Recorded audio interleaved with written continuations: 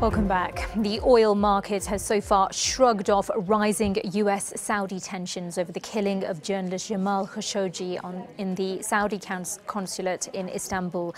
But Riyadh's threat to retaliate against the West if countries impose Iran-like sanctions following Mr. Khashoggi's disappearance has caused oil prices to rise nearly 1%. The fears are that Saudi Arabia will exact revenge on the United States and others by cutting the oil supply and allowing crude prices to bubble higher. Well, I'm joined now by Shone, the founder and CEO of Explain the Market in London. Hi, Guy. Great to see you again here on Euronews tonight. How seriously should we be taking this threat from Saudi Arabia?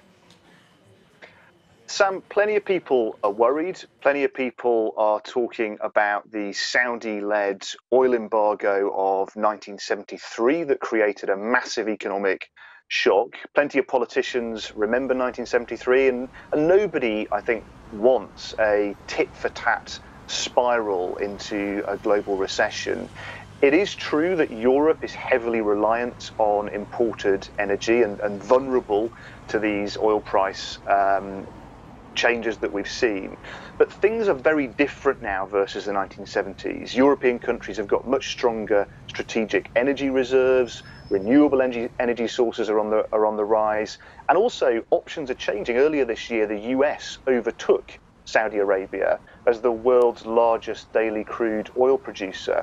So we might see more tough rhetoric, but I think because both sides have got just so much to lose, most analysts are not expecting a full-blown economic crisis.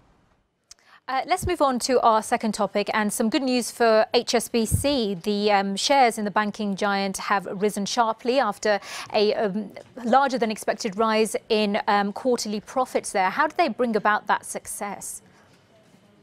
Well, Sam, they're reaping the rewards of getting really tough on costs. So operating costs dropped almost 7% and profits soared 29% to $4.2 billion. Shares listed both in London and in Hong Kong have reacted positively too. I mean, they're some of the best results we've seen for HSBC since 2016. HSBC is all about being global, but some analysts have been concerned in the past that trying to compete in 66 countries was just too expensive and too complex. Now, by getting a tight grip on costs, the CEO's reassured the markets. He's got a big task ahead, though. His next big job is to supercharge growth in Asia, which is not going to be an easy thing to pull off at a time when we've got all this background noise of trade wars and political uncertainty. Yeah, lots of uncertainty there to come. Let's move on to our final topic then, Guy, and a significant tech acquisition this year. IBM is acquiring open source software company Red Hat. Just explain to us why this is being described as a game changer. Well, I think it's certainly a game changer for IBM. Time will tell whether it's going to become a market-defining move. But, you know, $34 billion, IBM is certainly spending a lot of money to acquire Red Hat. Red Hat is the largest distributor of Linux, the popular open source operating system. And it's going to give IBM a real boost in this battle raging in the cloud computing market.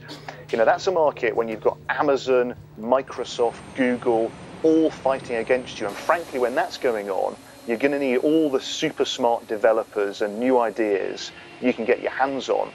IBM operates a unique model in the cloud market, which it calls hybrid. So it deals in both hardware and software. And this acquisition is going to give that strategy a real boost, really going to help with selling that hybrid solution. They're also going to get a cash flow boost because Red Hat, frankly, is a really healthy business. Okay, Guy Shone, CEO of Explain the Market there in London. Thanks very much indeed. We'll see you again next week. Thank you.